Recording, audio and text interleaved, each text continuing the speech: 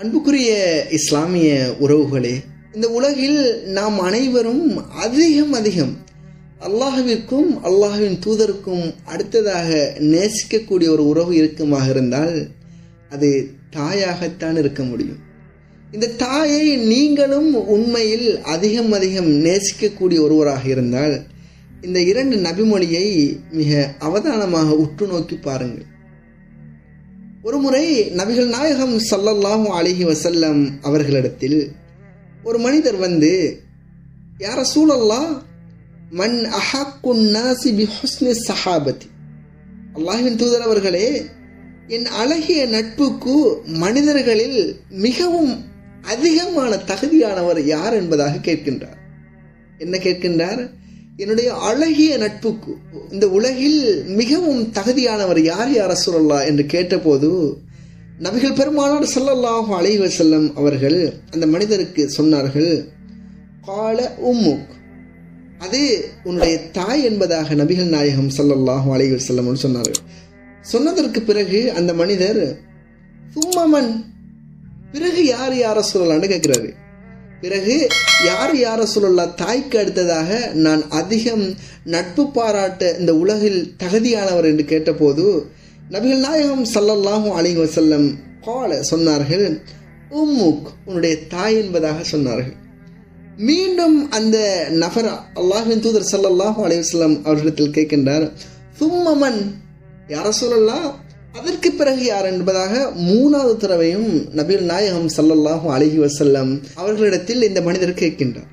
கேட்டபோது நபிகள் நாயகம் ஸல்லல்லாஹு அலைஹி வஸல்லம் அவர்கள் 3வது முறையும் உம்முக் என்று கூறினார்கள். உன்னுடைய தாய் என்பதாக ஸல்லல்லாஹு அலைஹி வஸல்லம் அவர்கள் கூறிய ஒரு அற்புதமான ஒரு உறவு தான் இந்த தாய் உறவு. சகோதரர்களே, பிறகு அந்த மனிதர் ஸல்லல்லாஹு அலைஹி வஸல்லம் அவரிடத்தில் சும்ம மன், பிறகு யார் யா ரசூலல்லாஹ் என்று கேட்டபோதுதான் நபிகள் நாயகம் ஸல்லல்லாஹு அலைஹி வஸல்லம் அவர்கள் அபூக் என்று சொன்னார்கள். உன்னுடைய தந்தை என்பதாக நபிகள் நாயகம் ஸல்லல்லாஹு அலைஹி வஸல்லம் அவர்கள் கூறினார்கள்.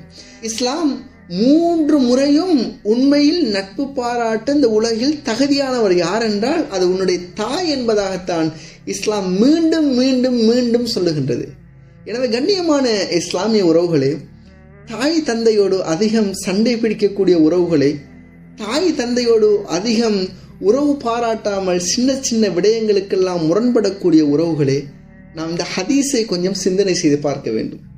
ஏனென்றால் அதிகம் நட்புக்கு தகுதியானவள் யார் தெரியுமா? உன்னுடைய தாய் என்பதாக ஸல்லல்லாஹு அலைஹி வஸல்லம் அழகிய நபிமொழி ஊடாக நமக்கு கூறிய நபிமொழி புகாரி மற்றும் முஸ்லிம் எனும் நபிமொழி தொகுப்பில் பதிவு செய்யப்பட்டுள்ளது. புகாரியில் 5971வது செய்தியாகவும் முஸ்லிமில் 2548வது செய்தியாகவும் பதிவு செய்யப்பட்டுள்ளது. எனவே கண்ணியமான இஸ்லாமிய உறவுகளே, தாயை கண்ணியப்படுத்துவோம், தாயிடத்தில் நல்ல முறையில் நடந்து கொள்வோம். எவ்வளவு தாய் வயதான ஒரு ஆளாக கூட இருக்கலாம், அவர்கள் அடிக்கடி நம்மோடு சண்டையிடக்கூடியவர்களாக இருக்கலாம், அடிக்கடி நம்மோடு சச்சரவு செய்யக்கூடியவர்களாக இருக்கலாம். ஒரு விடயத்தை மட்டும் புரிந்து கொள்ளுங்கள், அந்த தாய் இல்லை என்றால் எம்மால் இன்று அல்லாஹ்வின் உதவியை கொண்டு இந்த உலகுக்கு வந்திருக்க முடியாது. எம்மை 10 மாதம் கஷ்டத்தோடு சுமந்தவள் அந்த தாய். அந்த தாயின் மனதை நோகடித்து நாம் எதை சாதிக்கப் போகின்றோம் இந்த உலகில்? எனவே கண்ணியமானவர்களே, அது ஒரு வித்தியாசமான உறவு. அந்த தாயினுடைய நட்பில், தாயினுடைய அன்பில் பொய் கலப்படங்கள் எதுவும் இருக்காது. ஒருவேளை நீங்கள் சொல்லலாம், என்னுடைய நானாவோடும் என்னுடைய தம்பியோடும் என்னுடைய அக்காவோடும் என்னுடைய தங்கச்சியோடும் என் தாய் அதிகம் இரக்கம், என்னோட இரக்கம் இல்லை என்று. ஒரு நாளும் அப்படி நினைக்காதீர்கள். ஏனென்றால் உங்களுடைய இரக்கம் இல்லாமலா உங்களை பெற்றெடுத்து உங்களை அவருடைய மடியில் சுமந்து உங்களுக்கு பால் ஊற்றி அவருடைய இரத்தத்தை பாலாக தந்தவள் அல்லவா? சுபஹானல்லாஹ். கற்பனை செய்து பார்க்க வேண்டும் அன்புக்குரிய இஸ்லாமிய உறவுகளே. தாயோடு முரண்படுவதை நிறுத்திக் கொள்ளுவோம். ஏனென்றால் நபிகள் நாயகம் ஸல்லல்லாஹு அலைஹி வஸல்லம் அவர்கள் கூறிய மற்றொரு நபிமொழி முஸ்லிமில் 2551வது செய்தியாக பதிவு செய்யப்பட்டுள்ளது. நபிகள் நாயகம் ஸல்லல்லாஹு அலைஹி வஸல்லம் அவர்கள் என்ன தெரியுமா கூறினார்கள்? ரகிம அன்ஃப், நாசமாகட்டும். சும்ம ரகிம அன்ஃப், மீண்டும் அவன் நாசமாகட்டும். சும்ம ரகிம அன்ஃப், மீண்டும் ஸல்லல்லாஹு அலைஹி வஸல்லம் சொன்னார்கள் அவன் நாசமாகட்டும் என்று. யார் தெரியுமா அது? ஸல்லல்லாஹு அலைஹி வஸல்லம் சொன்னார், மன் அத்ரக அபவைஹி இந்தல் கிபர், அஹதுஹுமா அவ் கிலாஹுமா ஃபலம் யதுகுல் ஜன்ன. வயதான பெற்றோரை அடைந்து யார் சுவர்க்கம் நுழையவில்லையோ அவர்களை கொண்டு இவன் நாசமாகட்டும் என்பதாக நபிகள் நாயகம் ஸல்லல்லாஹு அலைஹி வஸல்லம் கூறினார்கள். கண்ணியமான இஸ்லாமிய உறவுகளே, கண்ணியமான சகோதரிகளே, கண்ணியமான சகோதரர்களே, ஒரு கணம் சிந்தியுங்கள். உங்களுடைய தாய் வயதான நிலையில் உங்களிடத்தில் இருந்தால் அவர்களை கொண்டு இலேசாக சொர்க்கம் அடைய முடியும், இலேசாக சொர்க்கம் நுழைந்து கொள்ள முடியும். ஏனென்றால் அவர்களுக்கு நாம் சின்ன சின்ன உபகாரங்கள் செய்யலாம், அவர்களுக்கு அவருடைய மனங்கள் சந்தோஷம் அடையும் அளவுக்கு நாம் நடந்து கொள்ளலாம். இதுகளைத்தான் எமது தாய் எதிர்பார்ப்பது. நாம் நினைக்கின்றோம் எமது தாய் எதிர்பார்ப்பது அதிகம் செல்வத்தை, பணத்தை, அதிகம் ஆடம்பரத்தை என்பதாக நாம் நினைக்கலாம். அது விதிவிலக்கான ஒன்றொன்று தாய்மார் இருக்கலாமே தவிர பெரும்பாலான தாய்மார் எதிர்பார்ப்பது என்ன தெரியுமா? நான் எப்படி எனது பிள்ளையை 10 மாதம் சுமந்து 2 வருடங்கள் பாலூட்டி வளர்த்தேனோ இது போல என்னுடைய மகன் எனக்கு அன்பு காட்ட மாட்டானா? என்னுடைய நெத்தியில் முத்தமிட மாட்டானா? என்னை கட்டி அணைக்க மாட்டானா என்றுதான் எமது ஒவ்வொரு தாயும் ஏங்குகின்றார். நாம் அதை புரிவதில்லை.